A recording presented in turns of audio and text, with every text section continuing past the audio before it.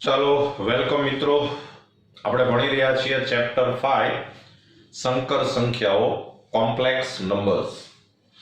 આજે મારે તમને જે ટોપિક ભણાવવો છે એ ટોપિક છે i ના ગુણકો, મલ્ટીપલ ઓફ i. હવે બહુ નાનકડી વાત છે અને તમને તરત જ યાદ રહી જશે.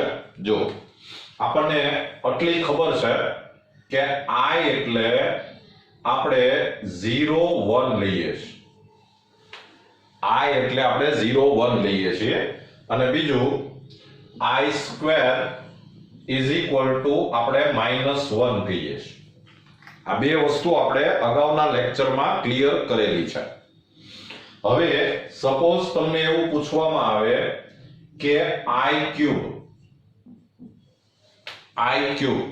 તો તમને આનું સિમ્પ્લિફિકેશન આવડવું જોઈએ. i ક્યુબ એટલે i square into i. i cube એટલે i સ્ક્વેર ઇન્ટુ i. તો i સ્ક્વેર એટલે -1 થાય અને ઇન્ટુ i એટલે આન્સર આવે -i. પછી સપોઝ તમને એવું પૂછ્યું કે i રેઝ ટુ 4, તો i રેઝ ટુ 4 એટલે તમારે આમ સમજવાનું કે i square into i square. તો i સ્ક્વેર એટલે -1 થાય, i સ્ક્વેર એટલે -1 થાય એટલે આન્સર આવે +1. એટલે i raise to 4 is equal to +1 થાય. સપોઝ તમને એમ પૂછવામાં આવે કે i રેઝ ટુ 5, તો i રેઝ ટુ 5 એટલે તમે આમ સમજી શકો કે i square raise to 2 into i.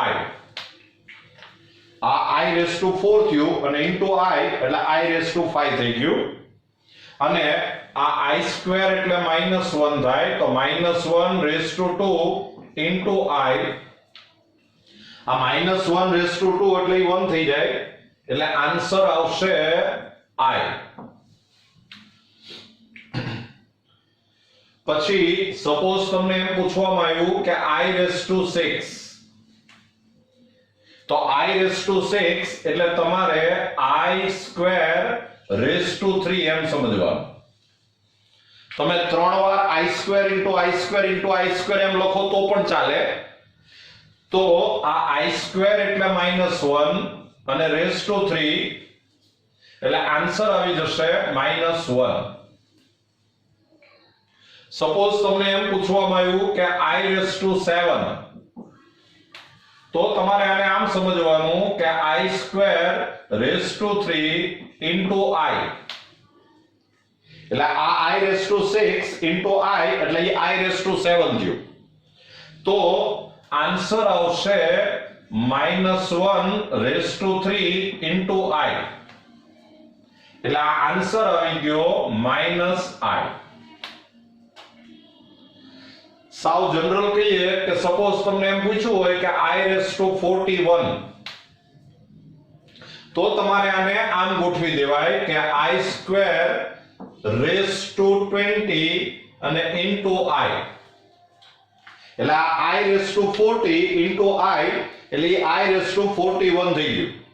અને હવે આ i સ્ક્વેર એટલે -1 રેઝ ટુ 20 ઇન્ટુ i. અને તો પછી આ -1 રેઝ ટુ ઇવન ડિગ્રી છે એટલે 1 થઈ જાય એટલે આન્સર આવે i. ખ્યાલ આવી ગયો? બરાબર જોઈ લેજો. તો આજે મેં તમને ઘણું બધું સમજાવ્યું, એને આપણે એક નોંધના સ્વરૂપમાં લખીએ, એક નોટ લખીએ.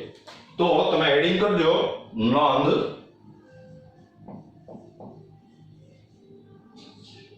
નોટ. ચાલો number 1, i raise to 4k.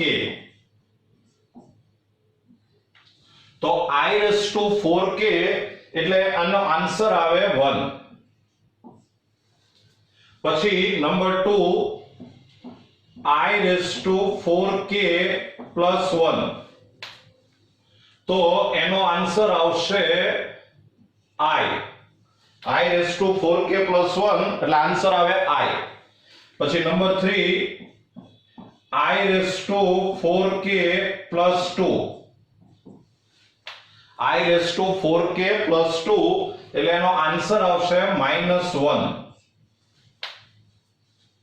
અને number 4 I raised to 4k plus 3 તો આનો આન્સર આવશે -I. તો આ મેં જરાક તમને જનરલ લખાયું છે અને આ આપણે જરા સમજવાનો પ્રયત્ન કરીએ. જો મેં તમને ફર્સ્ટ એવું લખાયું કે I raised to 4k, તો આને આપણે આમ સમજવાનું કે I square raised to 2k. તો I square એટલે -1 થાય raised to 2k. હવે અહીંયા k એટલે કોઈ પણ ઇન્ટીજર હોય, કોઈ પણ પૂર્ણાંક હોય, પણ 2k એટલે બેકી સંખ્યા થાય, ઇવન નંબર્સ થાય. 2k મીન્સ ઇવન નંબર અને -1 ની ઉપર બેકી સંખ્યા હોય, ઇવન નંબર હોય એટલે આન્સર છે e +1 આવે. તો I raised to 4k is equal to 1.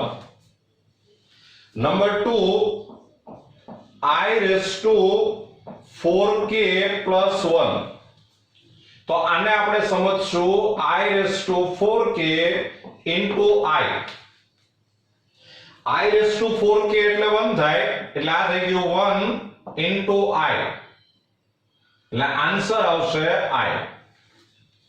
તો I raised to 4k plus 1 તો is equal to I. Number 3, I raised to 4k plus 2. તો આને આપણે સમજીએ I raised to 4k into I square. તો I raised to 4k એટલે 1, I square એટલે -1 એટલે આન્સર આવે -1. તો I raised to 4k plus 2 એટલે આન્સર આવે -1. Number 4, I raised to 4k plus 3. તો આને આપણે લખીએ I raised to 4k into I square અને into I. I raised to 4k into I square into I એટલે આ આન્સર થઈ જાય I raised to 4k plus 2 plus 1 એટલે કે 4k plus 3. તો I raised to 4k એટલે 1, I square એટલે -1 અને into I એટલે આન્સર આવી જાય -I. તો I raised to 4k plus 3 is equal to -I. તો આ જરા થોડું સિમ્પ્લિફાઈ કરતા તમારે શીખવાનું છે. એટલે તમને ગમે એટલી ડિગ્રી આપી હોય એને તમે આવી રીતે સિમ્પ્લિફાઈ કરી શકો. જોઈ લેજો. ચલો મિત્રો, હજી એક નોંધ કરીને લખો, નોટ. થોડા સિમ્પ્લિફિકેશનના સમ આવશે એને ધ્યાનમાં રાખી અને આપણે થોડીક વસ્તુઓ યાદ રાખવી પડશે. તો ફર્સ્ટ ઓફ ઓલ, સપોઝ તમને સમ કરો છો અને એમાં તમારે ક્યાંક આવું આવે z1 + z2 raised to 2. Suppose આમ આવે. આ z1 અને z2 છે એ સંકર સંખ્યાઓ છે. z1 and z2 R complex numbers અને તમારે આનું સિમ્પ્લિફાઈ કરવાનું આવે તો આપણે જેમ પહેલા વાસ્તવિક સંખ્યા રિયલ નંબર્સ એમાં આપણે જેમ સાદુરૂપ આપતા હતા, સિમ્પ્લિફાઈ કરતા હતા, એની જેમ જ આમાં કરવાનું. આનું એક્સપાન્શન આમ થશે કે z1 square plus 2z1 z2 અને પ્લસ z2 સ્ક્વેર. આપણે જે રિયલ નંબર વાસ્તવિક સંખ્યામાં જેમ વિસ્તરણ થાય, એક્સપાન્શન થાય, એમ જ આમાં થશે. નંબર 2 આમ યાદ રાખજો કે z1 z2 raised to 2. Suppose આમ આવે તો આનું એક્સપાન્શન તમારે કરવાનું z1 square minus 2z1 into z2 અને પ્લસ z2 સ્ક્વેર.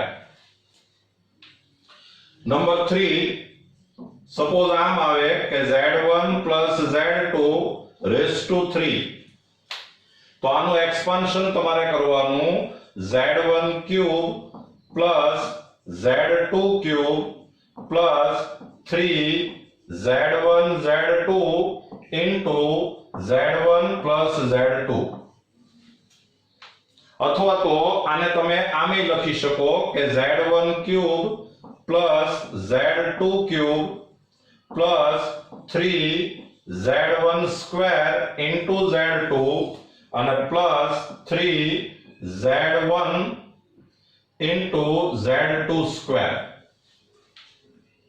અને એ જ રીતે નંબર 4 સપોઝ આમ આવે કે z1 minus z2 raised to 3 તો આનું એક્સપાન્શન કરવાનું z1 cube minus z2 cube minus 3z1 into z2 into z1 minus z2 तो is equal to आंसर આવશે z1 cube minus z2 cube minus 3z1 square into z2 અને plus 3z1 into z2 square suppose आम આવે કે z1 plus z2 into z1 minus z2 તો આનું expansion કરવાનું z1 square minus z2 square તો કઈ નવું નથી આપણે જેમ વાસ્તવિક સંખ્યા રિયલ નંબર્સ માં જેમ એક્સપાન્શન કરતા હતા એમ જ આમાં કરવાનું છે બરાબર જોઈ લેજો ચાલો મિત્રો એક ટોપિક રિપીટ થાય છે પણ કરવો જરૂરી છે હા જો વ્યસ્ત શોધવું અથવા તો ટુ ફાઇન્ડ ઇનવર્સ આ ટોપિક આપણે કરેલો છે પણ હું હજી એકવાર રિપીટ કરી દઉં છું સપોઝ તમને z is equal to 3 plus 4i આમ આપેલું છે અને તમારે આનું વ્યસ્ત એટલે કે z ઇનવર્સ અથવા તો 1 upon z આપણે શોધવું છે you are given z is equal to 3 plus 4i and you want to find z inverse તો મેં તમને એક મેથડ આમ બતાવી એક મેથડ આપણે આવી શીખ્યા છીએ કે z inverse is equal to direct આપણે એક ફોર્મ્યુલા ભણ્યા કે a upon a square plus b square minus b upon a square plus b square into i એક આપણે આવું ભણ્યા છીએ તો આમાં a is equal to 3 કહેવાય b is equal to 4 કહેવાય એટલે આ થયું 3 upon 9 plus 16 minus 4 upon 9 plus 16 into i तो is equal to आ થઈ ગયું 3 by 25 minus 4i by 25 તો આ આપણે z ઇનવર્સ શોધ્યું એક મેથડ આપણે આ શીખ્યા એક તમે આમ પણ યાદ રાખજો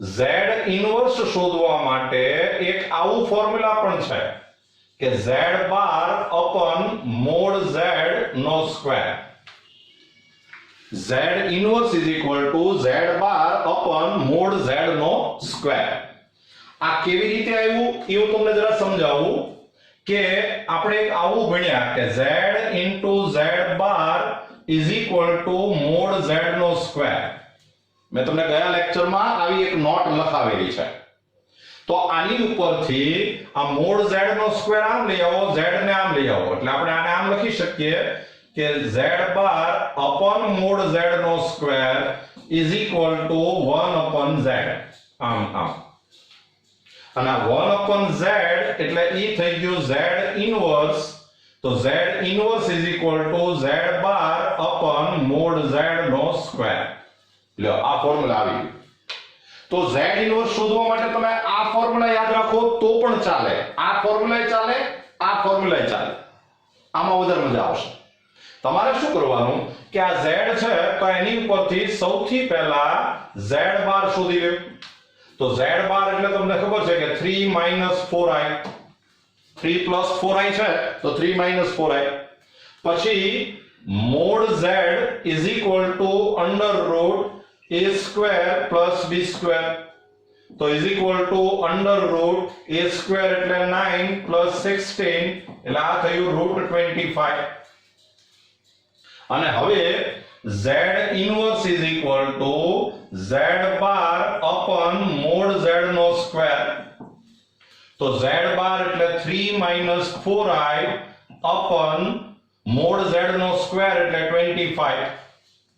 25 ને સેપરેટ કરી નાખો એટલે 3/25 minus 4i/25. જો બેમાં આન્સર સેમ જ છે, જોઈ લો.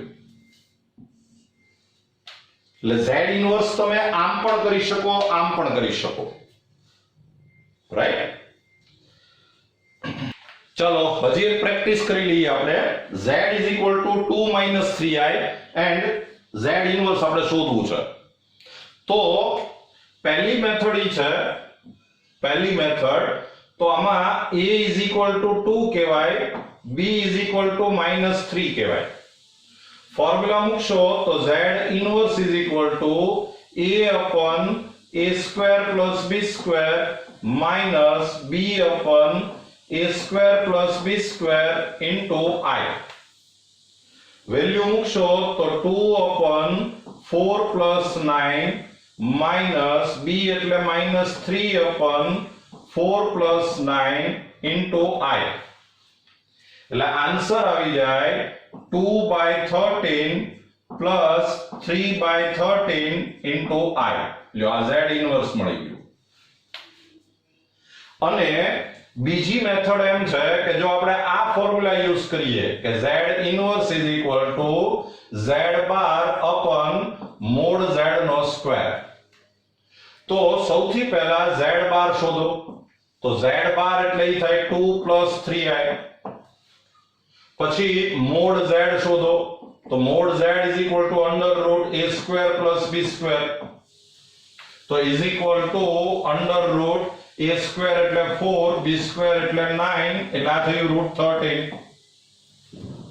અને હવે તમે આ ફોર્મ્યુલામાં વેલ્યુ મૂકો તો z inverse is equal to z બાર એટલે 2 + 3i upon mod z નો સ્ક્વેર એટલે 13.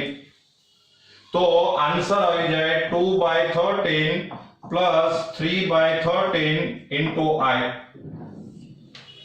જોઈ લેજો. ચાલો મિત્રો, એક નાનકડી નોંધ છે, એક નોટ છે, બરાબર સમજજો. જો તમારે એક આવું રિઝલ્ટ યાદ રાખવાનું છે કે અંડર રૂટ AB લખ્યું હોય તો આને તમે √a √b આવું લખી શકો. આવું આપણે લખી શકીએ. અને એમાં આ a > 0, b > 0 આમ હોય તો આ રિઝલ્ટ ચાલે. a > 0, b <0 હોય તો આ રિઝલ્ટ ચાલે. a <0, b > 0 હોય તો આ રિઝલ્ટ ચાલે. પણ જો √ab લખ્યું હોય તો એને તમે √a √b આવું ન લખી શકો જ્યારે a <0 હોય અને b <0 હોય. બહુ નાનકડી વાત છે પણ બરાબર મગજમાં યાદ રાખવી પડશે. √ab લખ્યું હોય તો √a √b થાય, પણ ક્યારે કે આ બે પોઝિટિવ હોય અથવા તો બેમાંથી એક પોઝિટિવ હોય ને એક નેગેટિવ હોય. જો બે નેગેટિવ હોય તો તમે આવું લખી શકતા નથી, રાઈટ? હું કહેવા શું માંગુ છું કે સપોઝ આમ લખ્યું છે કે અંડર રૂટ 5 into -2, સપોઝ આમ લખ્યું છે તો આને તમે આમ લખી શકો કે √5 into √-2 આમ લખી શકાય. એવી જ રીતે જો આમ લખ્યું હોય કે -5 into 2 તો આને તમે આમ લખી શકો કે √-5 into √2 આમ લખી શકાય. અચ્છા આમ લખ્યું હોય કે 5 into 2 તો આને તમે √5 into √2 આમ કહી શકો.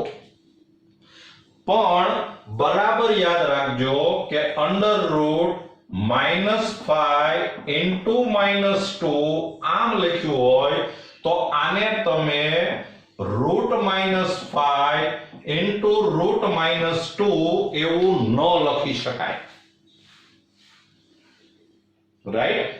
શું કામ ન લખી શકાય એ હું તમને સમજાવું. જો suppose √-5 into -2 is equal to, suppose આપણે આમ લખ્યું કે √-5 into √-2. સપોઝ આપણે આમ લખ્યું, લખી ન શકાય પણ સપોઝ આપણે આમ લખ્યું તો હવે શું થાય હું તમને સમજાવું. આ એક્ચ્યુઅલી થઈ ગયું √10. -5 into -2 એટલે 10 થઈ જાય એટલે √10 થયું. આ √-5 એટલે એને આમ લખાય કે √5i, નેગેટિવ નંબરના સ્ક્વેર રૂટ. પછી આ √-2 એને √2i એવું લખાય. રાઈટ? હવે આ √5 into √2 એટલે √10 થઈ જાય ઇન્ટુ આ i into i એટલે i² થાય. તો is equal to √10 into -1, i² એટલે -1. તો આનો આન્સર છે ઈ -√10 આવ્યું. તો √10 is equal to -√10 એવું આપણે ઇન્ડિયામાં નો થાય. It is not possible. તો તમે આવી રીતે ભાગ પાડો ઈ ન ચાલે. આ ખાસ ધ્યાનમાં રાખજો. બરાબર? જોયું. ચલો મિત્રો, હજી એક નાનકડો ટોપિક જોઈ લ્યો. ઋણ સંખ્યાના વર્ગમૂળ શોધવા. To find square root of negative numbers. તમને ખબર છે કે રિયલ નંબર્સ જે છે, વાસ્તવિક સંખ્યા, એમાં આપણને ઋણ સંખ્યાના વર્ગમૂળ મળતા નથી. નેગેટિવ નંબરના સ્ક્વેર રૂટ આપણને ન મળે. આપણે એવું ભણ્યા છીએ કે √-4 હોય તો આ આપણને ન મળે. પણ આપણે વાત થઈ હતી કે સંકર સંખ્યા ભણ્યા પછી, કોમ્પ્લેક્સ નંબર ભણ્યા પછી તમને આ વસ્તુ મળશે. કેવી રીતે શોધાય એ હું તમને સમજાવું છું. જો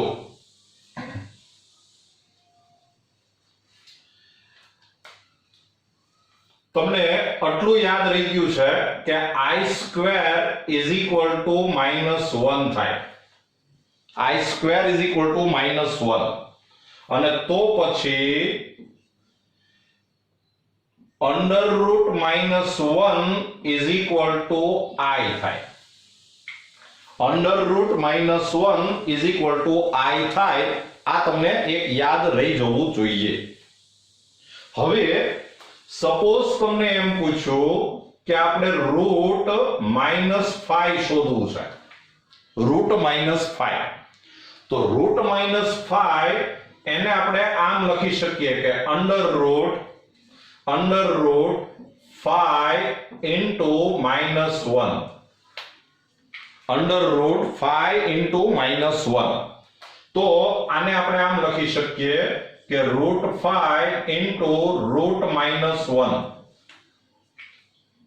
તો આન્સર આવશે √5.